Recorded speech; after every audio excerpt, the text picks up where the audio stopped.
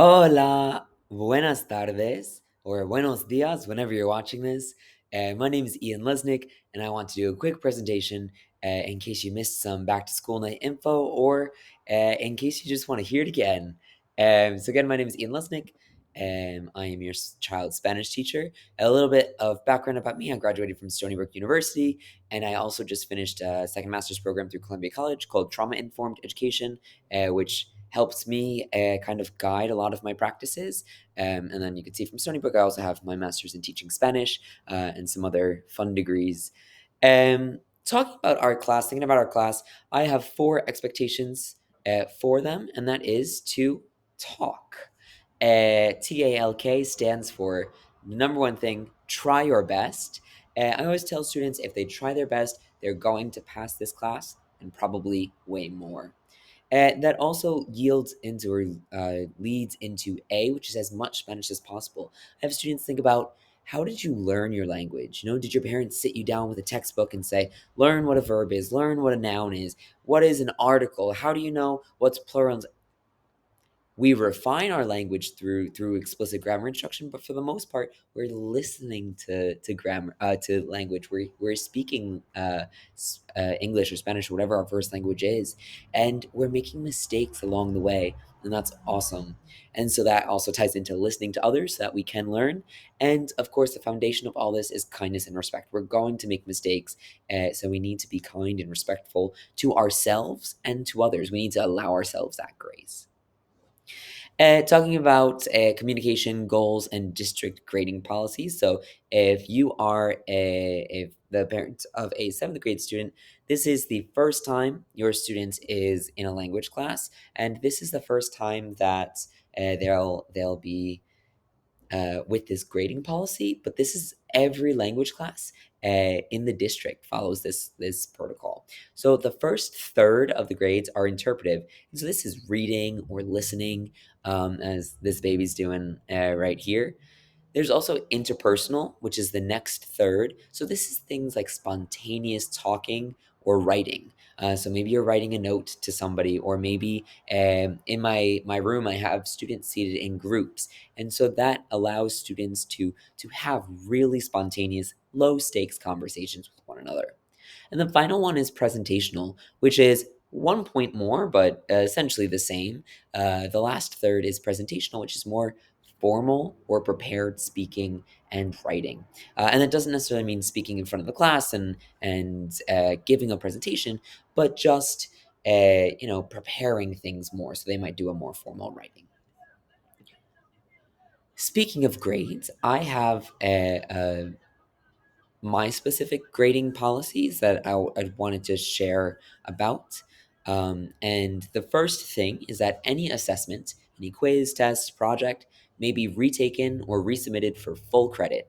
So if a student, for example, gets a 50 or an 80 or a 70 on a test, and they want to shoot higher for an 80 or 90, a 100, they absolutely can. They'll take a different version of that assessment, but they will be using the same skills. So if they go back and they practice, they'll be in a good spot. So for example, our my eighth grade students just took their alphabet quiz, and in that assessment, they need to know how to pronounce words in Spanish and spell words in Spanish. And some students might not be able to do that fully right now, so if they can do it in a week or 2 weeks, they can come to me during extra help and show me that they've learned those skills. Again, I want students to try their best. And with language acquisition, these things don't happen all at once. And so I want students to be able to retake when they can. Similarly, any assignment may be resubmitted for a higher score. So, for example, with our alphabet practice, if a student pronounces the letters wrong or it's significantly, uh, kind of not meeting standards, what I'll do is I'll assign maybe a 5 out of 10 or an 8 out of 10 to that submission, and I'll ask students to submit it again for full credit. And again, any assignment may be resubmitted for a higher score, and any assignment may be turned in late with no points deducted. And so this is all to get students to learn the skills. I don't give homework for fun. I don't give homework well. I think my homeworks can be fun, but I don't give it because I'm bored, because I want to give homework. I think it is intentional. I am intentional in the homework I give or in the assignments I give. And so if I'm grading something and giving feedback, I want students to be able to reflect on that. The only exception to all of these rules is that if a student uses a translator or attempts to cheat, they'll receive a zero and they will not be able to make that assignment up or improve their score. Usually, this happens on a first homework assignment or something like that. And then if it happens, students are like, "Oh, he's serious about giving a zero. He's not playing around." And it's usually never an issue after that. So it causes a little bit of worry or panic if it does happen the first time, but it is it seems like a bigger deal than it is. So it is not at all an issue. All of those also do so for all of these things. If somebody wants to retake something or if they want to come to extra help, my schedule is maybe coming up Tuesdays afternoon from 2:45 to 3:30, and Thursday mornings from 7 to 7:45. I have one of each because sometimes students have sports after school, they have clubs, maybe they don't wake up in the morning, or you can't drive them to school, or whatever it may be. So that's my schedule. I'm here for the 45 minutes. They can come for the full 45 minutes, for 15 minutes. They can do whatever they need. Okay.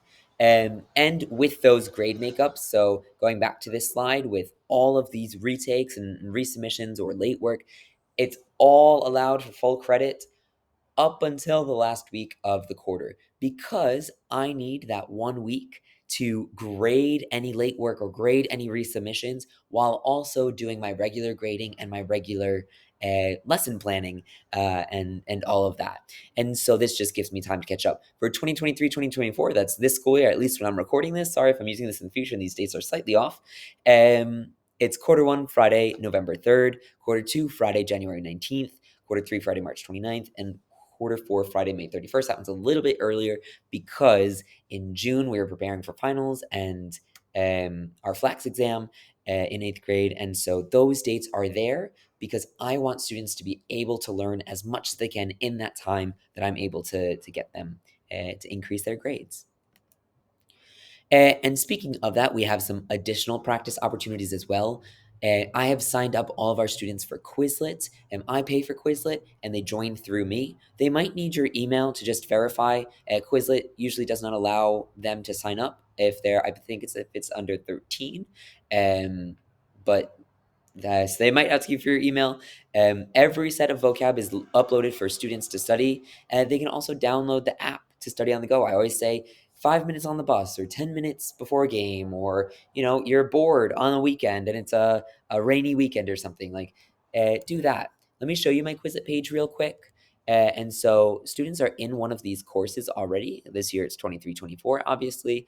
And you can see my Spanish 7 has one set, but my Spanish 8 has 9 sets already, because these are all the things they should have learned last year and that they're responsible for. I also make cumulative study sets so students can see there's 859 terms that they should have learned or should have mastered from last year that they are responsible for this year as we prepare for our flex exam. So they can come in here and they can use these tools like Learn or flashcards or Test or Match or QChat. And I suggest Learn. When students go into Learn, they'll have the opportunity to quickly study or memorize everything. Obviously, want to memorize everything over a long term. They should know most of it, but maybe they feel less comfortable or confident, and they can personalize it. Let's say I know some of it, and it'll start to ask me questions. And this goes in order. I always suggest to students they put on shuffle terms so it's not as boring. And then they turn on typo help, because that way, if they miss one accent or they miss a punctuation mark that I happen to have in there, it's not gonna necessarily throw them off. I also like to add flashcards because it's a little nice. And then as they go, it says, okay, can I? How do I ask can I? Is it pues, tengo que, puedo, or voy al? And they can use their mouse or actually 1, 2, 3, 4 on the keyboard. And it's 3, puedo. Orange juice. How do you say orange juice? And they go through and they can learn. And you can see that progress bar up here up top going, and it asks 7 questions at a time. On top of or above is encima de or sobre. Short as in height is bajo. To play video games is jugar videojuegos. Close the door is cierra la puerta. The gym is el gimnasio. And then you can see we've got 7 down out of 857. And if I continue, it'll actually start to give me words to type.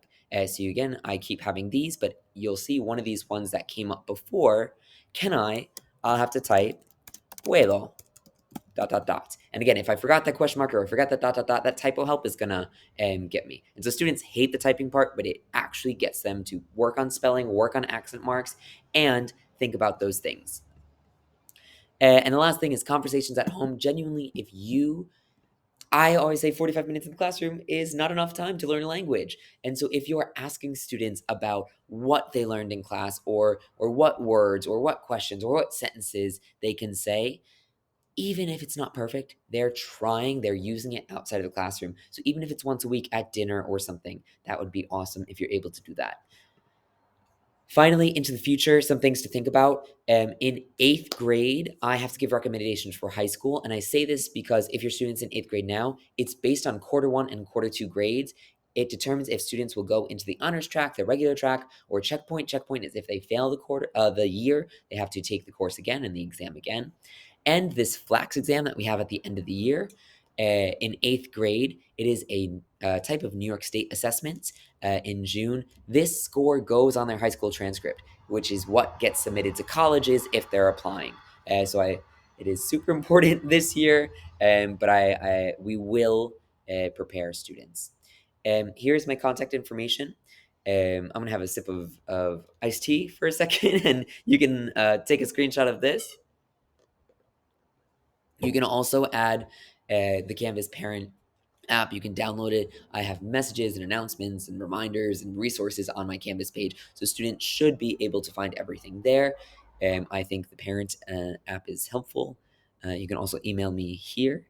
And that is that. Thank you for taking time to watch this video. I appreciate it. If you have any questions, please feel free to reach out to me on Canvas or an email, anything like that. Have a wonderful night. Take care.